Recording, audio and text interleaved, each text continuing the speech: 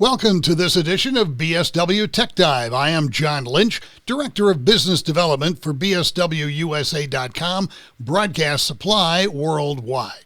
And today's topic is the new H-15 console from the folks at Arrakis in Colorado. And our guest today is the general manager for Arrakis, and his name is Alan Harrison. And Alan's been a guest on this show before, but now we're talking about the newest of the new from Arrakis, and it's the H-15. Alan, I looked at all the information on it, and a couple of things really set me apart. Number one, less than $4,600, a 15-channel console. You can have anywhere from 1 to 5 microphones active, and it's less than 3 feet wide. There's a lot going on there. Yeah, it's actually 0 to 5 on the mics. You can set them up to where they're all line inputs if you're using external processing. But the first 5, can be mic or line inputs. And then the rest of the line inputs on the console are both balanced and unbalanced inputs, so that you can come in either format, and the levels will be properly calibrated to start with, so that you don't have to do as much adjustment and get better level balancing just built into the board. It's a very nice console with, much like our traditional analog consoles that we've done. We build them all here in the US. We socket everything that we can. So the mic pre's, the op amps are all socketed ICs. So it's a very serviceable board. You've got long life LED switches and faders, and it's just a beautiful analog console. With then this version of the H-15, yes. Go ahead. I was just going to question on, with the microphones, the end user can change it from 0 to 1 to 2 to 3 to 4 to 5 microphones with dip switching only. That's simple. Am I correct? Correct. Yep. Yeah, there's dip switches on the back, easily accessible, as well as trim adjust on the 5 mics, accessible just off the back as well if needed. Okay, so it's available. It ships right away from Colorado, so it can be anywhere in the country in just a few days on ground shipping.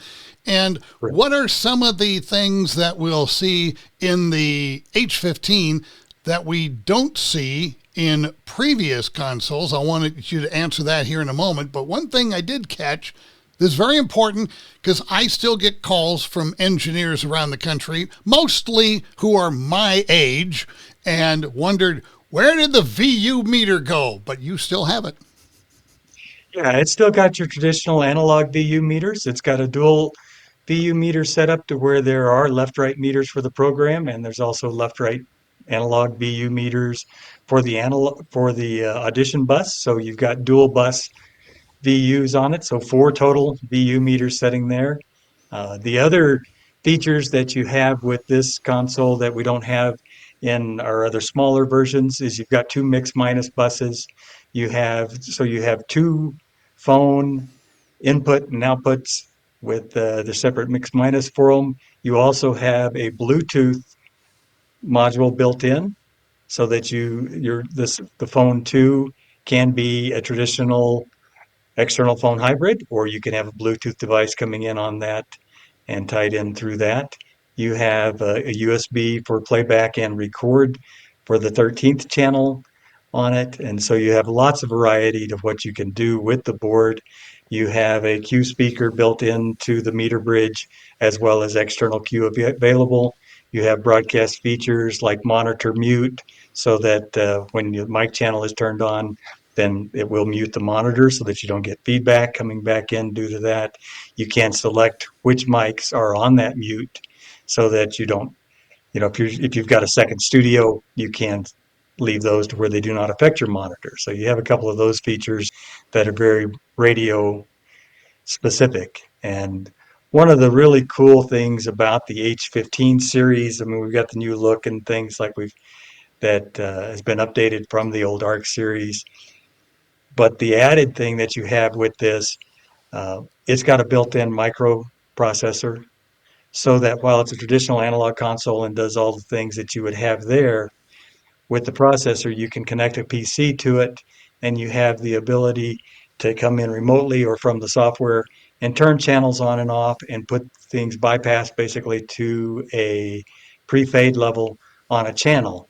So if something has happened to the board when nobody is there, unattended, like lots of radio is these days, guy goes off and leaves the channel off, and you got that show that comes on later in the night and nothing's there. You can dial in remotely, turn that channel back on, or bring that level up to a pre-fade level and get that thing back on the air without having to have somebody in the studio. And so we've had a lot of love for that feature in the H-10 as it rolled out a year ago, and it's now there in the H-15, and just allows you kind of the best of both worlds, where you have a traditional analog console that's very serviceable, but you have the remote access abilities of a digital board. Couple of engineers that I worked with when I was in radio back in another century wished that would have been available then, because I was doing the night shift. So anyway, Yeah. good thing to have. Now, one thing I looked on there, and it kind of almost gave me the impression that even an old sportscaster like me might be able to set it up. What do you think? Oh, it's a very clean and simple install, and as far as that goes, I mean, we're using the RJ45s for the balanced inputs, the Studio Hub standard for the audio. That's very common these days. If you have other connectors that you're trying to figure out how to get to the XLR or RCA, or well, RCA is not a problem because it's got RCA inputs on the line inputs as well. But we also have, we will do custom cables or cable kits and can help with a wire harness for that. But it's really very straightforward to connect and wire everything up.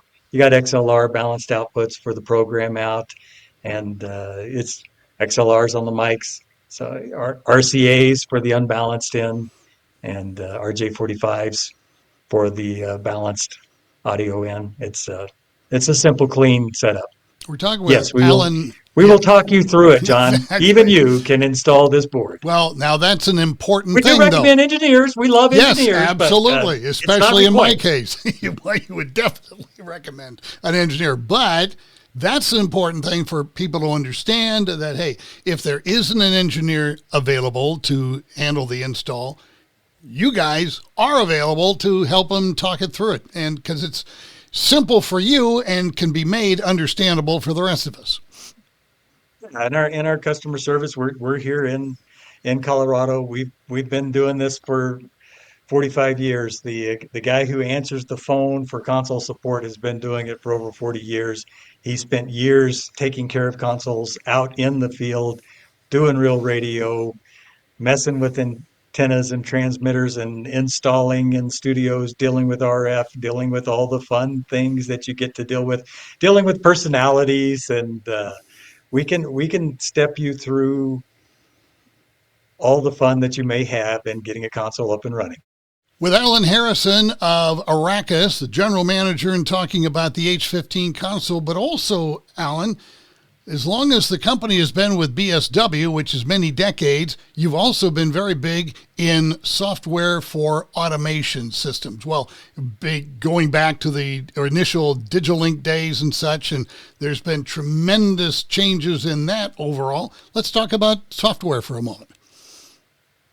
1990, I joined the company in 1990, 1991. We introduced the first Digilink automation system, and we've had that now, so going on 35 years at this point.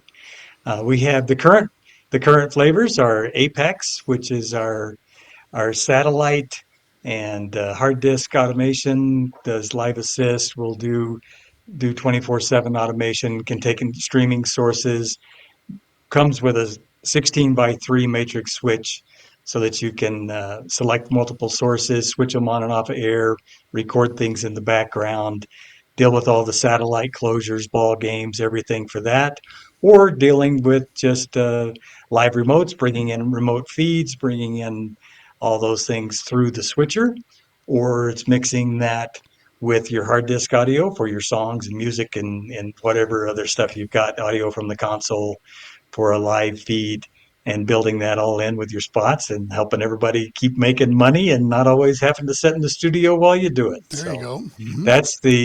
that's the Apex, and then the more entry level system is the New Wave system, And with the new Wave, it is a full hard disk automation system as well, a little simpler.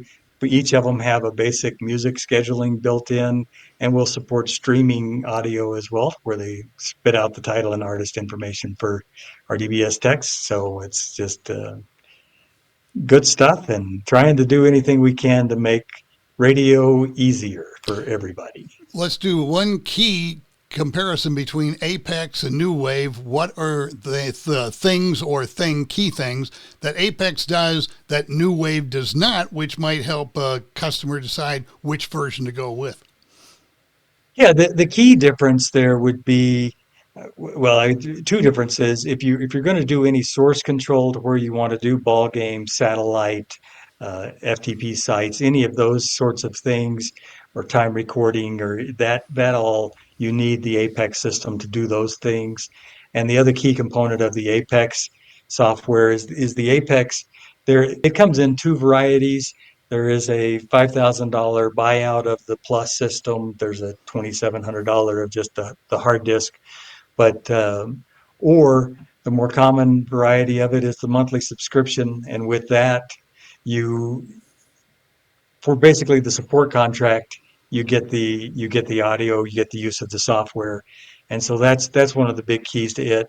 The new Wave software is a little bit more basic, a little more simpler, but it's a one-time $750 charge, or it's also bundled with our consoles in a lot of cases, and so it's a great way we see that a lot on some of the simpler stations, or schools, or internet, or just getting things started, or just somebody that doesn't need a whole lot. It's a very solid system, been out there for a long time. Well, been a pleasure again having you as part of Tech Dive here, Alan. I appreciate you taking the time to explain both the software side of Arrakis and the new H-15 console. Our guest, Alan Harrison, General Manager of Arrakis. I'm John Lynch. This has been BSW Tech Dive, and we'll see you next time.